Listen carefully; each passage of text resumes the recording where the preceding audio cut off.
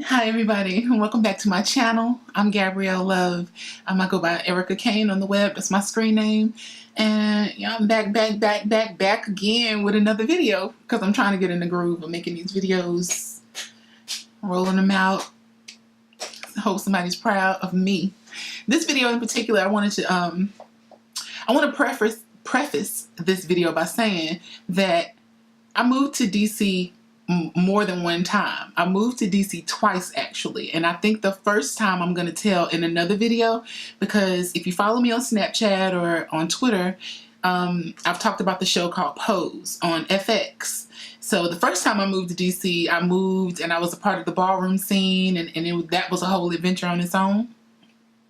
Then I ended up back in North Carolina and went to college and did that thing, and then I came back, and so this is this is the second time, the second coming of Gabrielle to DC is what I want to talk about in this particular video, right? Sure, you know what I'm saying? So let's get to it.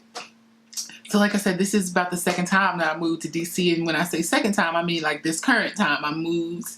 You know, I was ready. I was grown. I felt ready. I felt grown.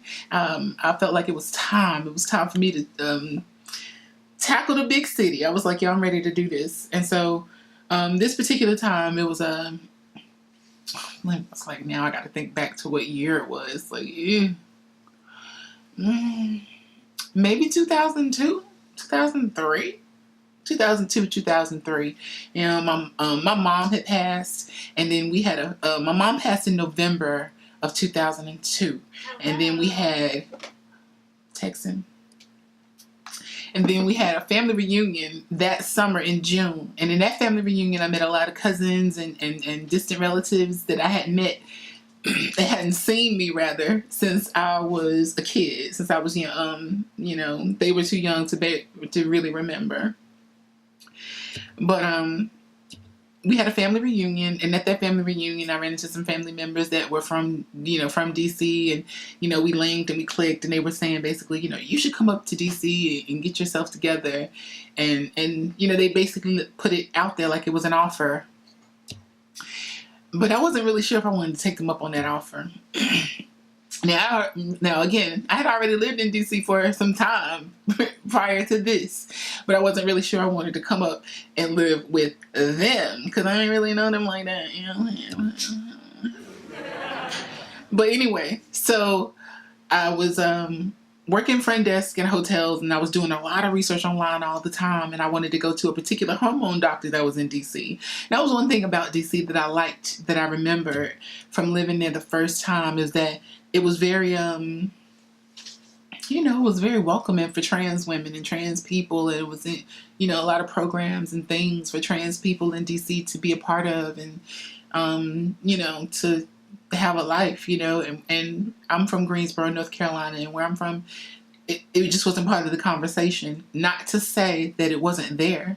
It's just not talked about. It's not promoted. It wasn't like a thing. It wasn't like a thriving community of trans women where I could go and, figure out how to transition the way I wanted to. So I was doing a lot of research and stuff online. And I wanted to go to a particular hormone doctor that I remember from DC, and I got the address and all these things. And I remember that, I just remember the area that he was in, and I remember going there with other girls in the past, and I was like, I need to go to this doctor because I need to get my hormones and stuff, and it's hard, and I didn't know where else to get them from.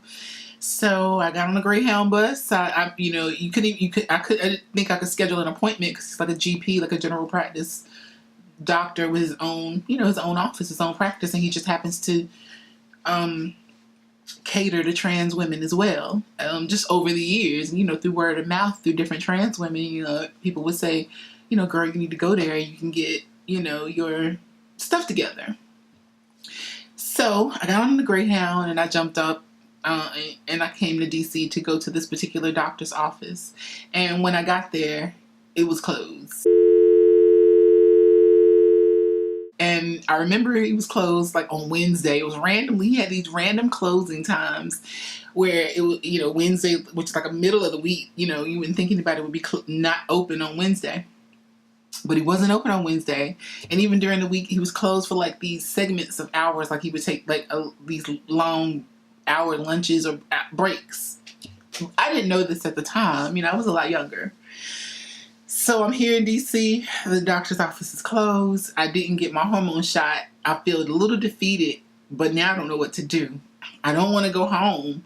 I just rode 5, 6, 7 hours on a bus.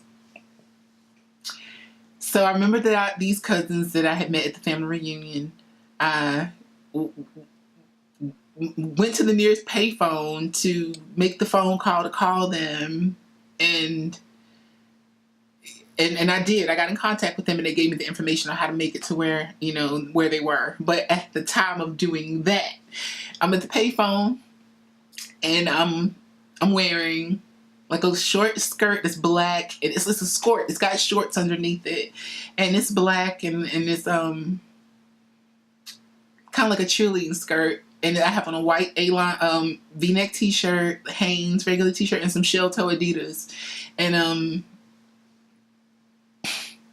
probably no bra, because I was 20, 30 pounds lighter than I am now, and I ain't have no boobies for real. Not any that I would have to put on a bra to maintain or tame down, that was like gonna move around. I have not always been blessed. I didn't have to go and get surgery to get my boobies, but I had to wait and eat some food and, you know, gain some age and some years, and then they came.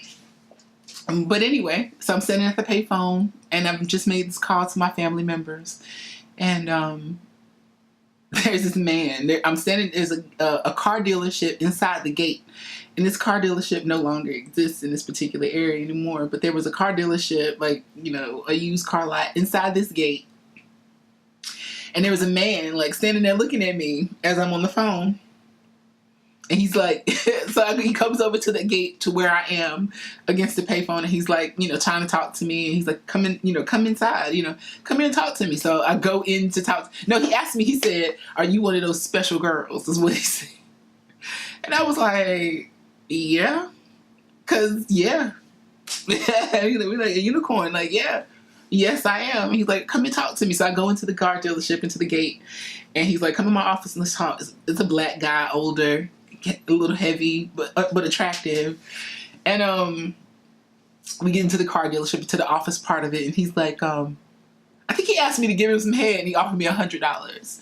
And at first I'm like, but then I realized, oh, this is what DC. Oh, okay. Now that wasn't my first foray into somebody offering me a little piece of change, but it didn't happen often. You know what I mean? Like, it had happened before, but even with that time, it was just with someone that wasn't even from North Carolina, that was in North Carolina, and I was a lot younger than that, and I was even trying to shame that man, like, what's wrong with you? I'm 14. What is wrong with you? But anyway, I'm grown at this point in time, and this man says that, whatever, and I decided to take, you know, make my choice. But I knew then,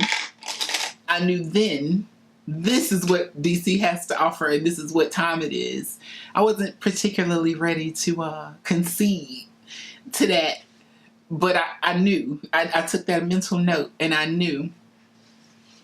So from there, I called a cab all the way to meet my family members. They haven't seen me since I was young, so as I'm like approaching the house, it's like all these people, you know, I have a big extended family here in DC, and they're all just kind of like, I think somebody was leaving, and they were like saying their goodbyes and these things, and I'm coming as these people are going. So we run into each other, but all the males in my family didn't know who I was. So they're like kind of like slightly catcalling and getting ready to be rude. And then one of my cousins is like, that's your cousin. And they're like, oh, you know, and it's all welcoming and all those things. So from there, I stayed with my cousins. Oh, the doctor's office was closed. I didn't want to leave. I stayed with them the night to go to the doctor's office the next day. And I did, but I just I never left after that. So that means I came up here and I had no clothes. I had nothing but the clothes on my back, my purse, you know, with my personals, and a little bit of money. And and $100.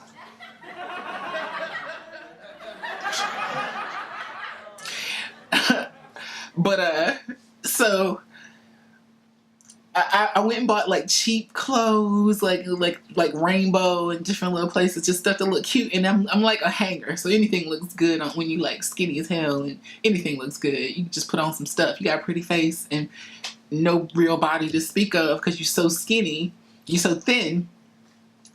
You know, people don't expect you to have hips and curves, and you don't have to dress for that. So I went and bought cheap clothes, and now it's like I'm here, and I stayed with my cousins for some months, a while, and got a job. I worked at a gay and lesbian transgender bookstore in DuPont Circle that's closed now, but I got my money together. I met these other transsexuals through another transsexual that I met, which I might tie these stories together because some of the ballroom scene girls happen to make cameos in different stories because we know each other. That's why I kind of wanted people to watch that TV show on FX if you can, called Pose, because a lot of us girls do kind of cipher through the ballroom scene, and even the show is not about the ballroom scene. It's about people in general. It just happens to center, be the time and the setting is New York with these particular people who are involved in this particular thing. It could be any show. It could be Narcos, where it's these particular people involved in the drug at this particular time in history or whatever. But a lot of us have that in our history, and it's like a part of our story. And so if you have an interest in trans women, that's anything outside of sexual, and you're curious maybe as to why some things might be the way that they are, that show Pose, it's just one season, but they have been greenlit for a second season. But it's just a small glimpse into some of the things, some of the issues, and how they tie into people, whether they be trans or cisgender, just people in general. So yeah, I stayed. I got my footing. I got that job at that gay, lesbian, and transgender bookstore. I worked there for a while. Met these other transsexuals through a transgender friend that I knew. They needed a roommate. They had a room to rent. I rented that room for 6 months. I had a guy friend, and he needed a roommate. I lived with him for 2 years. Anybody that's met me in the DMV, and I lived in Greenbelt, I lived with that guy in Greenbelt for 2 years. And then after that, I moved out on my own to Capitol Hill in 2009. And that's when ERYCACANE and all that stuff started to boom and got me to where I am now. So that's my second foray into the second time I came to DC story. The second time, because like I said, I came once before, and that time was a whole roller coaster of events. So that is my story on how I got to DC. I do plan on doing a lot more of these kind of like shorter versions of story times. I'm gonna do some longer ones too, on the more emotional ends, when I get the heart to do those, because those are gonna have to be longer, because those are gonna have to be more details, like how the story of my mom passed. And I'm gonna tell that because I just want to tell it because it's an interesting story, and I think people would understand it. Like, it's not like it would be strange or foreign to anybody, but you would understand, and it would kind of frame life for people in general, or even how I look at life. So look out for that video. I definitely have another video on the first time I came to DC. I have a video coming on how I got into the adult industry and how I came up with the whole ERYCACANE thing, where that came from, because that's interesting too. And it wasn't just by chance, and it wasn't, it was planned out. So stay tuned for those videos, and I hope you like this particular video that I have thrown together. And see you in the next one. Peace and love.